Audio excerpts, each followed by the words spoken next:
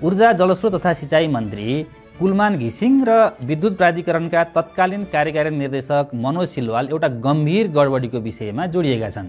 यो हो भारतबाट बिजुली आयात गर्दा भएको 43 करोड रुपैयाँ अनियमितता। टिसी इन्डियाले सस्तोमा बिजुली दिने प्रस्ताव गर्दा गर्दै महँगोमा सम्झौता गर्दा विद्युत प्राधिकरणलाई करोडौं रुपैयाँ नोक्सान परेको हामीसँग भएका तथ्यहरूले देखाएका छन्।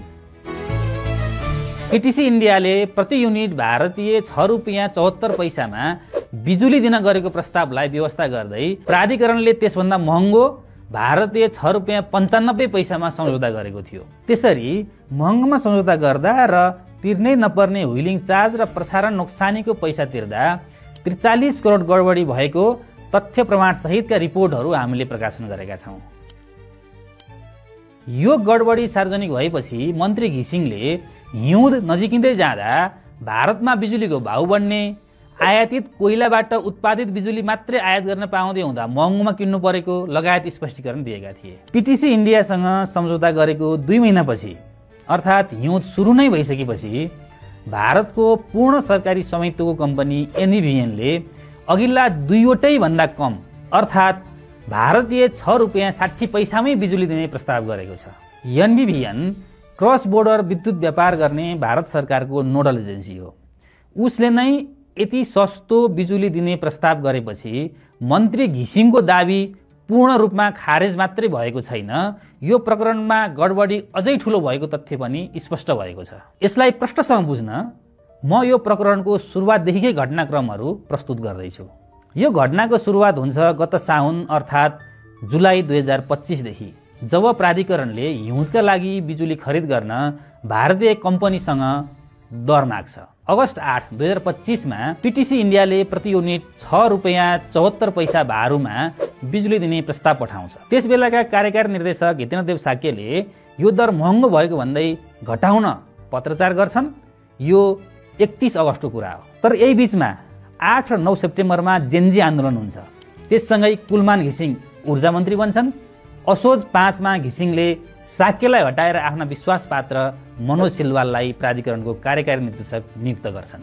सिलवाल नियुक्त भएको भोलिपल्टै असोज 6 मा पीटीसी इन्डियाबाट पहिलेको भन्दा भारतीय 21 पैसा महँगो अर्थात् भारतीय 6 रुपैयाँ 95 पैसाको नयाँ प्रस्ताव मगाइन्छ र 13 अक्टोबर अर्थात् असोज 27, 2082 मा त्यही महँगो दरमा सम्झौता गरिन्छ।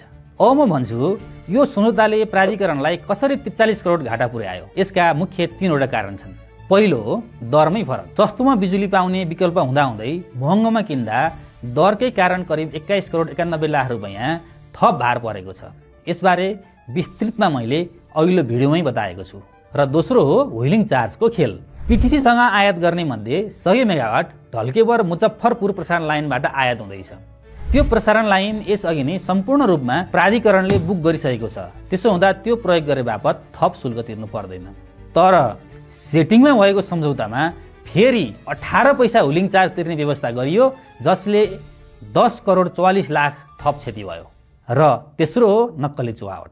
त्यो 100 मेगावाट विद्युत आयात गर्दा बिहारको प्रसारण लाइन प्रयोग नै नहुने ठाउँमा पनि 2.56% चुहावट भएको देखाएर थप 10 करोड 31 लाख रुपैयाँ अनियमितता गरेको देखिन्छ। यी सबै जोड्दा करिब 42 करोड 83 लाख रुपैयाँ प्राधिकरणलाई नोक्सान हुने देखिन्छ। यो गडबडीमा दर मात्रै होइन, नियामकीय र कानुनी प्रक्रियाको पनि गम्भीर उल्लङ्घन भएको छ। विद्युत खरिद सम्झौता गर्नु अघि विद्युत नियमन आयोगको अनिवार्य स्वीकृति लिनुपर्छ, त्यो लिएको छैन। त्यस्तै 3 महिनाको मात्रै आशय पत्र जारी गरी 5 महिनाको विद्युत किन्ने सम्झौता भएको छ। यो सार्वजनिक खरिद ऐनको गम्भीर उल्लङ्घन हो। अब म हालै एनबीभीएनले पठाएको एउटा सस्तो प्रस्तावको कुरा गर्छु, जसले 43 करोड गडबडीलाई प्रमाणित गर्छ।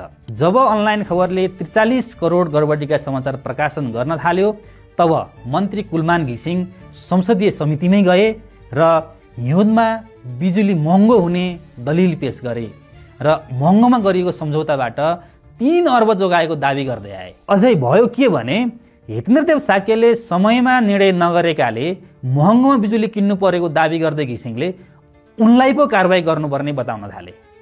तर यही बीचमा सर्वोच्च अदालतले कार्यकारी निर्देशकमा साक्यलाई नै पुनर्स्थापित गरिदियो।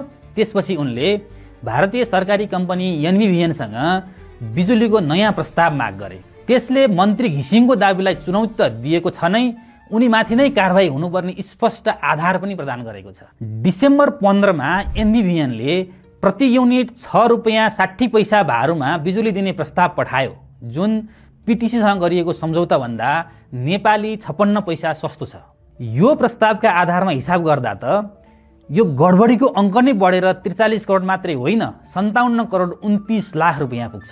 तर यो सस्तो प्रस्तावको म्याद पुस 4 गते शुक्रबार साँझ 5 बजेसम्म मात्र थियो। यस विषयमा तत्कालै निर्णय गर्नुपर्ने थियो। त्यसो हुँदा प्राधिकरणले यसलाई एजेन्डामा राखेर बोर्ड बैठक डाकेको थियो शुक्रबार सभा 3 बजेका लागि। तर आफ्नो सेटिङ खुल्ने डरले होला मन्त्री घिसिङले अन्तिम समयमा उक्त बैठक नै सारिदिए, जसले गर्दा सस्तो बिजुली पाउने म्याद नै गुज्रियो। मन्त्री घिसिङ नयाँ प्रस्ताव बोर्डमा प्रवेश नै नगरोस् भन्ने चाहन्थे, तर उनले